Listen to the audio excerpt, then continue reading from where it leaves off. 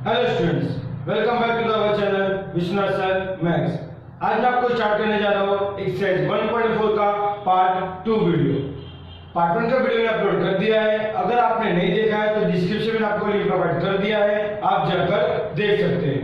Part 1 का video आपने देखा होगा तभी आपको पार्ट 2 का वीडियो प्रॉपर समझेगा। तो चलिए स्टार्ट करते हैं एक्सरसाइज 1.4 का पार्ट 2 वीडियो। चलिए एक्सरसाइज 1.4 क्वेश्चन नंबर 5।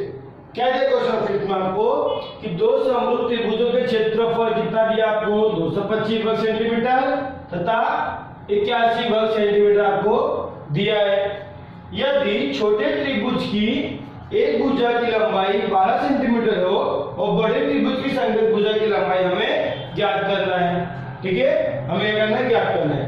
दत्त में हम क्या लिखेंगे कि A1 हमारा क्या होगा, बड़े त्रिभुज की क्षेत्रफल, बड़े त्रिभुज का क्षेत्रफल, बड़े त्रिभुज का क्षेत्रफल। A2 क्या होगा, छोटे त्रिभुज का क्षेत्रफल, छोटे त्रिभुज का क्षेत्रफल होगा। ठीक है, तो हमें A1 का मान दिया है कि बड़े त्रिभुज का क्षेत्रफल मतलब 225। A2 छोटा त्रिभुज है मतलब क्षेत्रफल क्या रहेगा, छोटा रहेगा 81। अब देखो छोटे त्रिभुज की एक भुजा की लंबाई, भुजा मतलब S, S1 जो होगा बड़े त्रिभुज की भुजा रहेगी। तो बड़े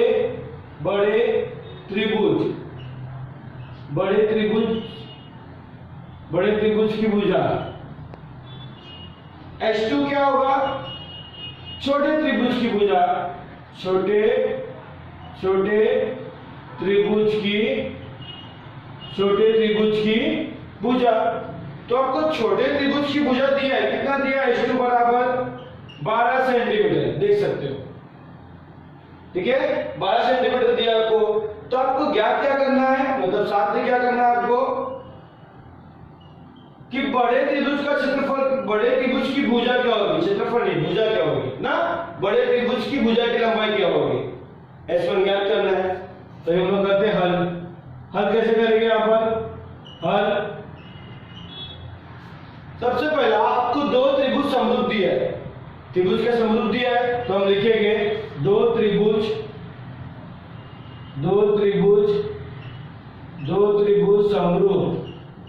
समरूप है, इसलिए समरूप त्रिभुज के क्षेत्रफल के प्रमेय से समरूप त्रिभुजों के क्षेत्रफलों के प्रमेय से क्या होता है प्रमेय, उनके क्षेत्रफलों का अनुपात संगत भुजाओं के वर्ग के अनुपात के बराबर होता है। ठीक है, तो हमें A1 का मान दिया है कितना 225, A2 का मान हमें दिया है कितना 81। इसको मैं लिखता हूं S1 upon H2 the whole square. ठीक है, वर्ग का क्या होगा, वर्गमूल। तो ये क्या हो जाएगा, कंडी में 225 बटे 81 बराबर S1 बटे H2। 225 का वर्गमूल होता है 15, 81 का होता है 9 बराबर S1 बटे H2 का मान हमें दिया है कितना 12। H2 का मान कितना दिया है 12, भाग में था तो गुणे में जाएगा। तो यहाँ क्या हो जाएगा आगे 15 गुणे 12 बटे 9 बराबर S1, भाग में था तो गुणे में गया, कटेगा ये 3 त्रिक का 9, 3 चौक 12, 3 एकम 3, 3 पचे 15, मतलब S1 का मान जो आया वो क्या है 5 गुणे 4 आया। इसलिए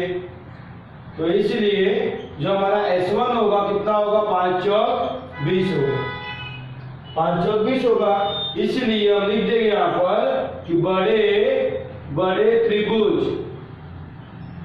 त्रिभुज की संगत भुजा बराबर h1 बराबर कितना आएगा 20 सेंटीमीटर। ठीक है, तो आप लोग इसका स्क्रीनशॉट ले सकते हैं। Exercise 1.4 question number 6। क्या है क्वेश्चन नंबर 6 में आपको कि समबाहु त्रिभुज ABC एंड त्रिभुज DEF, आपको त्रिभुज समबाहु है, कौन सा त्रिभुज ABC तथा त्रिभुज DEF क्या आपका है समबाहु त्रिभुज है। अब समबाहु त्रिभुज क्या होता है, ऐसा त्रिभुज जिसकी सभी भुजा क्या रहेगी सर्वांसम रहेगी और प्रत्येक कोण कितने अंश करेगा 60 अंश करेगा। कितने करेगा 60 अंश करेगा। इसको बोलते हैं समबाहु त्रिभुज जिसकी प्रत्येक भुजा सर्वांसम होगी और प्रत्येक कोण भी क्या होगा सर्वांसम होगा, मतलब 60 अंश का होगा। सभी कोण क्या होगा 60 अंश का होगा। इसको बोलते हैं समबाहु त्रिभुज। ठीक है, तो आपका ABC तथा DEF क्या आपका समबाहु त्रिभुज है। क्या ये समबाहु त्रिभुज है और क्षेत्रफल त्रिभुज ABC का अनुपात क्षेत्रफल त्रिभुज DEF कितना है 1:2 है और आपको AB का मान दिया 4 तो DE ज्ञात करना है। ठीक है, हम दत्त में लिखेंगे, क्या लिखेंगे कि त्रिभुज ABC तथा त्रिभुज DEF क्या है हमारा समबाहु त्रिभुज है।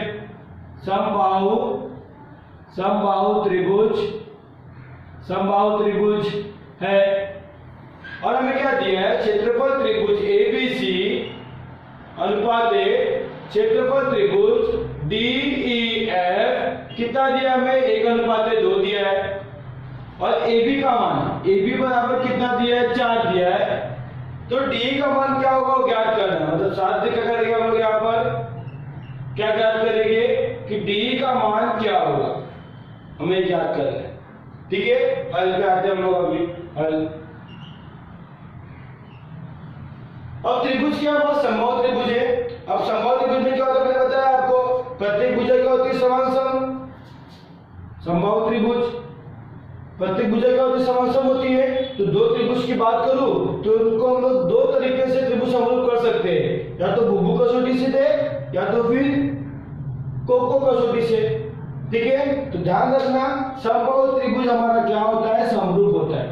समबाहु त्रिभुज हमारा क्या होता है समरूप होता है। ठीक है, तो हमें लिखना पड़ेगा, क्या लिखेंगे हम लोग कि त्रिभुज ABC तथा त्रिभुज DEF क्या ये समबाहु त्रिभुज है। समबाहु त्रिभुज है, ये त्रिभुज है। ठीक है, आप लोग उसको त्रिभुज लिखना है था ऐसा। ठीक है, समबाहु त्रिभुज है। अब क्योंकि समबाहु त्रिभुज क्या होता है समरूप होता है। समबाहु त्रिभुज समरूप होता है। क्या होता है समरूप होता है। समबाहु त्रिभुज समरूप होता है, इसलिए त्रिभुज ABC समरूप होगा त्रिभुज DEF के समरूप होगा। ठीक है, अब त्रिभुज समरूप हमको दे दिया है तो हम क्या लगाएंगे समरूप त्रिभुजों के क्षेत्रफलों का अनुपात से। इसलिए समरूप त्रिभुजों के क्षेत्रफलों के अनुपात से क्या होता है एरिया त्रिभुज ABC बटे एरिया त्रिभुज DEF बराबर क्या होगा संगत भुजाओं के वर्ग के अनुपात के बराबर होता है। हमें कौन सी संगत भुजा लेनी है DE ना, तो AB होगा तो क्या होगा AB का स्क्वायर बटे DE का स्क्वायर। अब इसका अनुपात हमें दिया है, कितना दिया है 1/2, तो यहाँ क्या होगा 1/2। इसको मैं लिखूंगा AB बटे DE का होल स्क्वायर, वर्ग का होगा वर्गमूल, तो जाएगा करनी में 1/2 बराबर AB बटे DE। वर्ग का वर्ग एक का वर्गमूल होता है 1, करने में 2 का वर्गमूल होता है, इस करने में 2 वैसे ही रहेगा। AB का मान हमें दिया है कितना 4, ये क्या हो जाएगा डी, तिरक गुणा, ये क्या हो जाएगा आपका डी बराबर हो जाएगा 4 करने में 2 सेंटीमीटर। हमें ये ज्ञात करना था। ठीक है, तो आप लोग चाहो तो इसका स्क्रीनशॉट ले सकते हो। Exercise 1.4 question number 7। क्या है क्वेश्चन 7 में आपको, ये आपका आकृति है, आपने क्या बोला यहाँ पर कि PQ समांतर किसके डी है, PQ समांतर किसके डी के समांतर है। यदि क्षेत्रफल त्रिभुज PQF का मान दिया है 20 और PF बराबर क्या है 2 गुणे DP है, PF क्या है 2 गुणे DP है, तो क्षेत्रफल चतुर्भुज DPQE ज्ञात करने के लिए निम्नलिखित कृति पूर्ण कीजिए। तो ये कृति आपका जो आपको टेक्स्ट में दिया गया है, तो उसको कैसे फिल करना है, कैसे भरना है, चलिए आइए देखते हैं इसको। हम लोग को दिया है क्षेत्रफल त्रिभुज PQF का मान 20 दिया है, PF बराबर क्या है 2 गुणे DP के बराबर है। तो उसने क्या माना, त्रिभुज अपना टेक्स्ट में क्या माना है कि DP बराबर x है, DP बराबर x है, तो अगर ये x होगा तो PF बराबर क्या हो जाएगा 2x। DP बराबर अगर x होगा तो PF क्या हो जाएगा 2x हो जाएगा ना। और क्या दिया है कि DF बराबर मैं क्या ले सकता हूं DP धन PF, DP धन PF, DP दिया आपको, यहां पर क्या हो जाएगा PF हो जाएगा। ठीक है, ये हो जाएगा आपका PF। अब DP का मान हमें क्या दिया था x, PF का मान दिया था हमें 2x, तो यहां क्या हो जाएगा 1x 2x 3x। ठीक है, अब ये त्रिभुज में आया, कौन सा त्रिभुज FDE बड़ा त्रिभुज FDE और त्रिभुज FPQ। देखो उसने ए लाइन से स्टार्ट किया, तो छोटे के लिए भी ए लाइन से स्टार्ट किया, तो संगत भुजा प्रॉपर से हम लोग को संगत भुजा ये किसके होगा, इसके होगा। बड़ा वाला संगत छोटे वाले संगत के बराबर होगा ना, तो स्टार्ट अगर यहां से किया है तो आप भी यहां से करोगे, त्रिभुज प्रॉपर लोगे तभी संगत भुजा का अनुपात प्रॉपर मिलेगा। ठीक है, त्रिभुज उसने लिया। अब देखो DF FDE ये कोण लिया, किसके समांतर होगा, संगत कोण दिया है, संगत कोण क्या मतलब तो F बनता है, यहाँ पर संगत कोण F बनता है। तो अगर FDE समांतर किसके होगा FPQ के होगा, यहाँ पर क्या आएगा कोण कोण कोण FPQ। ठीक है, दूसरा FED, देखो अभी यहाँ पर F बन रहा है ना, ऐसा F बन रहा है, देखो DEF या तो FED, यहाँ पे क्या होगा FQP। डिवीजन क्या दोनों का संगत कोण, ये दोनों क्या बन रहा है F बन रहा है। ठीक है, तो हमारा त्रिभुज क्या हो जाएगा समरूप हो जाएगा, ये त्रिभुज क्या हो जाएगा समरूप हो जाएगा। रीजन को कसौटी से, कोण कसौटी से। जब त्रिभुज समरूप होता है तो उनके क्षेत्रफलों का अनुपात क्या होता है, संगत भुजाओं के वर्ग के बराबर होता है। अभी देखो हम यहाँ पर PF का मान दिया 2x, तो मैं PF लूंगा, यहाँ क्या लूंगा FP, इसकी संगत भुजा क्या है FD का वर्ग। PF का मान था मेरा 2x, यहाँ पे 2x आया। FD का मान आया कितना, FD का मान 3x, FD का मान 3x का स्क्वायर। x कट गया, 3 का वर्ग होगा 9, 2 का वर्ग होगा 4।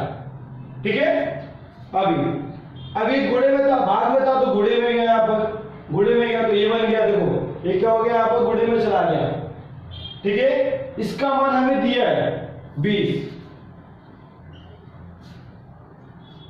4 पंजे 20, 5 9 45, 45 आगे 45।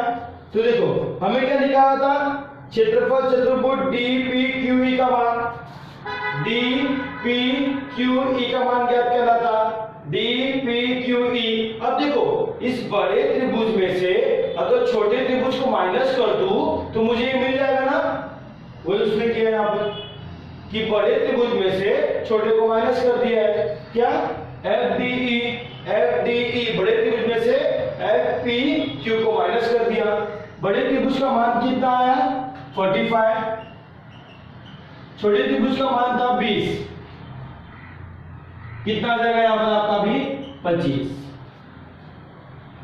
ठीक है, वर्ग इकाई बोल सकते हैं हम लोग, क्या वर्ग इकाई। तो आप लोग चाहो उसका स्क्रीनशॉट ले लो, उसको आप लोग फिल कर लो। चलो